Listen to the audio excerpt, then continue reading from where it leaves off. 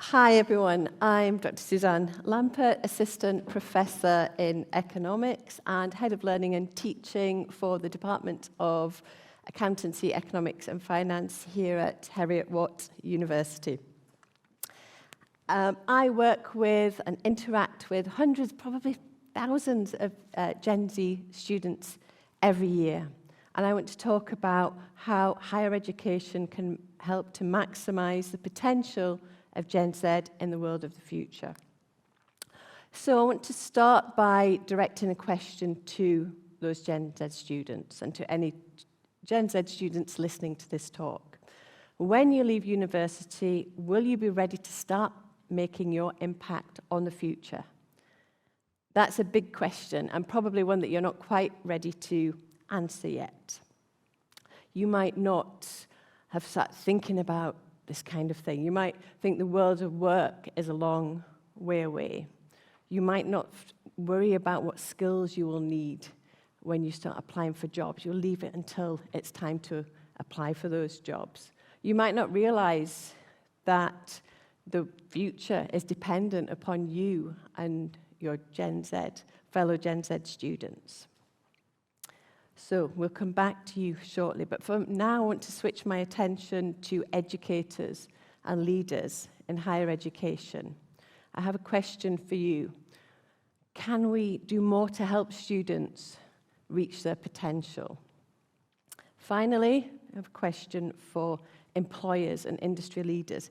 Is higher education doing enough to prepare graduates for the workplace? I'll come back to these important points throughout my talk, and I will discuss and explore how higher education can help Gen Z access and excel in higher education, meet the expectations of industry, and develop the capabilities and skills needed to influence the world of tomorrow. Okay, so Gen Z students, you're the focus of today's talk. Let's think a little bit more about you. Okay, so what do we know about you? What's my experience of teaching you and interacting with you? I will have to generalize a little bit here, so apologies for that, but here are some key things about this generation that I've picked up. You're shaped by the digital age. You're self-driven, collaborative, diverse-minded, adaptive, entrepreneurial. You value authenticity and flexibility. You have a pragmatic approach to addressing problems. You're socially conscious, and you support greater equity for all. You're continuously being influenced by those around you and influencing those people around you. And peer influence is very strong too. It's clear that you've got lots of very valuable and admirable qualities. Okay? However, you've also been through some very turbulent times, some very difficult times. Okay? You have this generation often have climate anxiety because of what's going on in the world. Okay? You have witnessed a very changing and pessimistic financial and economic landscape. You've lived through COVID-19, and you've gone through it at a very young age and at a key time in your education. Okay. Your generation has the highest prevalence of mental illness, okay, and you often report not being fully recognized or rewarded for the work that you're doing. So although it's clear that you have many valuable skills to offer, okay, I think you may need some additional support to help you reach your full potential. Okay. And that brings me to one of the problems that I want to discuss today. It's the mismatch between what industry needs, okay, and what they currently experience, what industry are finding the problem is with the skills that our graduates have and their work readiness. So industry is telling us directly and via our career service that many graduates are not ready for the workplace. Okay. Also hearing from Gen Z graduates themselves, saying that they often don't feel ready for work. Okay? Also, that the world of work is not aligning with their expectations. It's not quite how they thought it would be. They don't always feel valued in the work that they're doing. Okay. So recent research has suggested that career readiness among graduates is actually declining. This is likely to be as a result of COVID-19 and also the changing expectations of employers. It seems now that industry needs a much more focused, not on knowledge, but on skills and capabilities instead. We're being told that industry needs graduates that can behave in a professional way, have a strong work ethic, and that have the ability to solve tomorrow's societal issues. Now that's a big challenge. That's really tough for you, Gen Z, because we don't know what those issues are going to be yet. How can you prepare to solve these issues when we don't know what they are? So that makes things particularly difficult, and it requires a certain type of skill set. One of the positive things is that I think you can be ready to solve those societal issues if you know what you need to do and if you get the right support. So what do you need to do? That's the big question, to help you prepare for the future. I've researched this. I've had some interesting discussions with our head of career service, and I want to focus now on the idea of meta skills.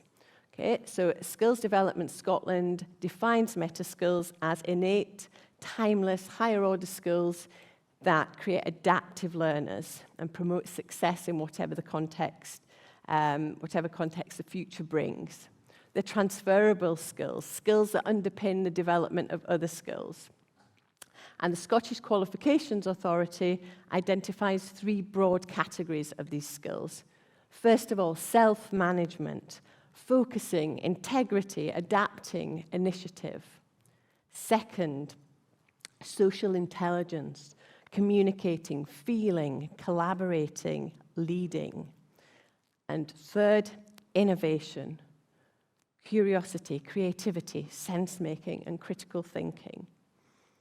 What do these skills look like in practice in the workplace?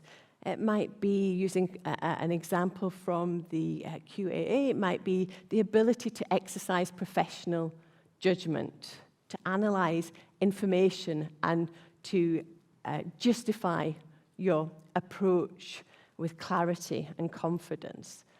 Or it might be the ability to develop professional relationships and make lasting impressions on colleagues and clients.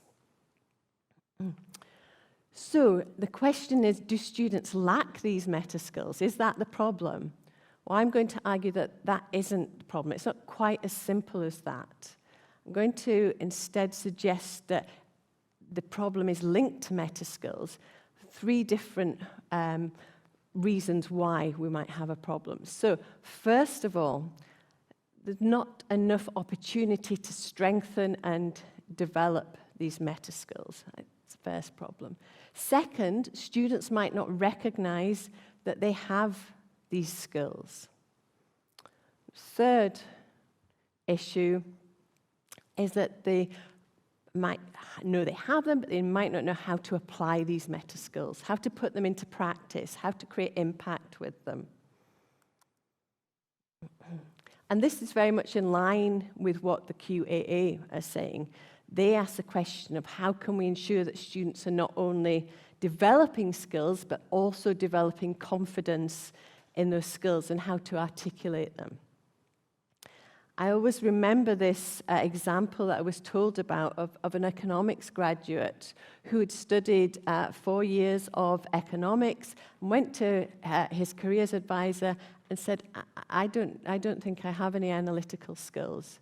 And I find that quite shocking and quite sad that someone can go through a degree in economics and not realize that they have developed skills in theoretical reasoning, evaluating arguments, problem solving, cost-benefit analysis, predictive analysis, policy evaluation, data collection and data interpretation, data modeling, and many other types of skills of analysis.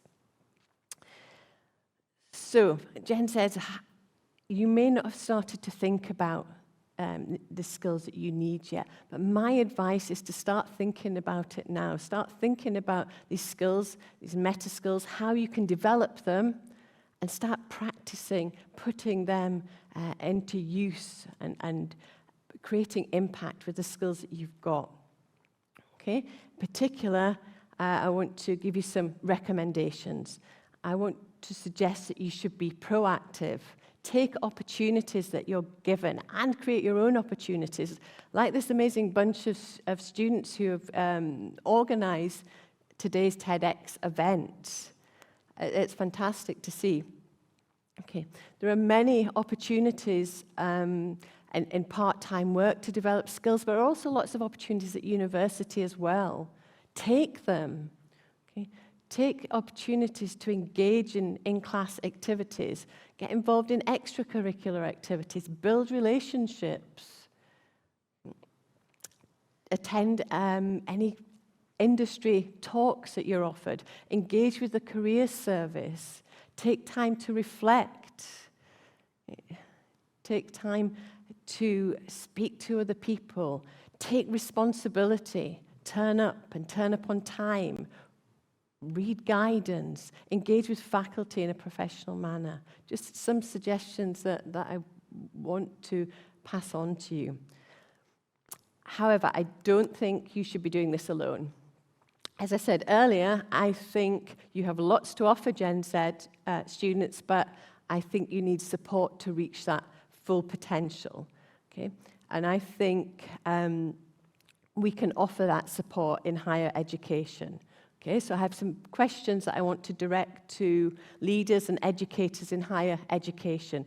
Can more be done to help students build the skills and the confidence that they will need in the workplace? Can we do more to help students get a sense of employers' expectations? And is there equal opportunities to develop skills? And are university curricula aligned with the evolving needs of industry? So specifically, what do I think higher education institutions can do to develop the skills and capabilities of Gen Z? Okay. I think they need to think about transforming their approach to learning and teaching to meet the needs of Gen Z. Okay. Universities are typically very slow to change, but COVID-19 has demonstrated that actually rapid change is possible. So I think we can make changes that are needed. So my experience here at Heriot Watt is that we are trying to transform learning and teaching.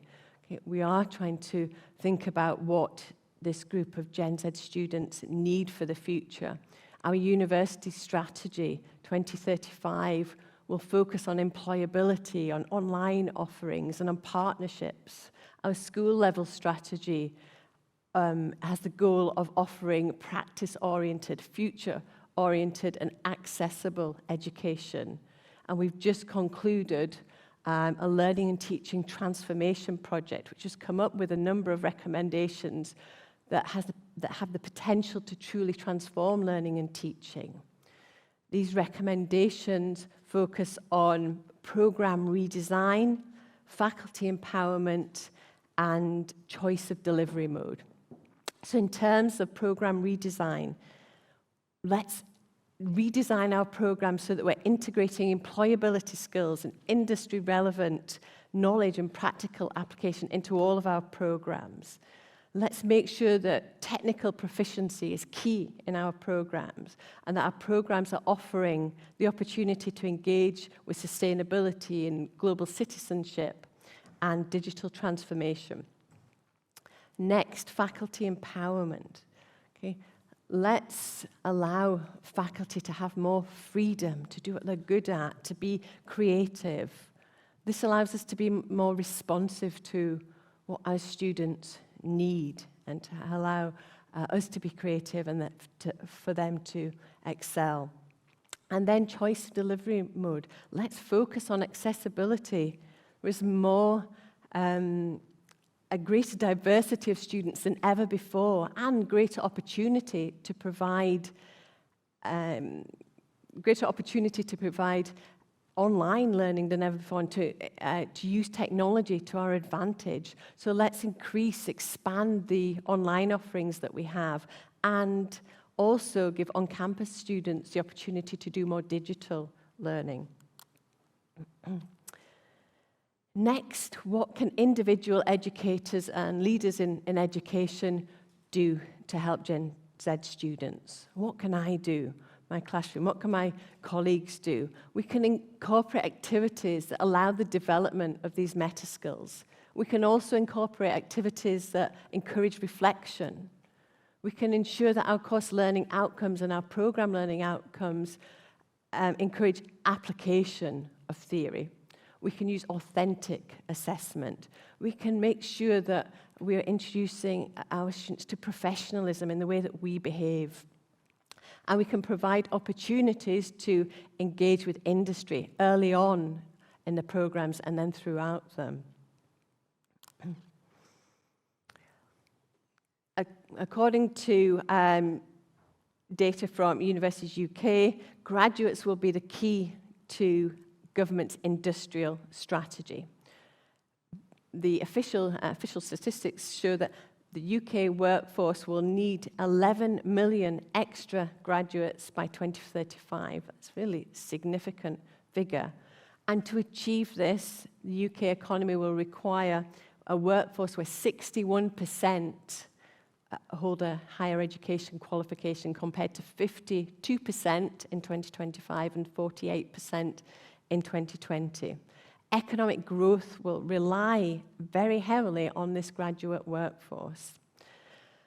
I've managed to keep economics out of my talk until the end, but I had to get it in there somewhere as an economist, so I just want to quickly mention the importance of this as an economist. Okay? We need to use our human capital. Our Gen Z students are a very valuable resource. We need to make the most of that valuable resource. We need to make sure that we're using it to its maximum, and then we can achieve sustainable economic growth if we are valuing our resources and using them efficiently. In this country, in the UK, we've not got a good record in terms of productivity. Okay, but we can do something about that. We can make sure that we can change that. So I'm just going to finish by saying, let's work together. Okay, let's work together as individuals, as Gen Z students, yourselves, okay, as leaders and educators in higher education institutions. Let's work together to maximize the potential of our Gen Z students and allow them to create impact and lead in the world of tomorrow. Thank you.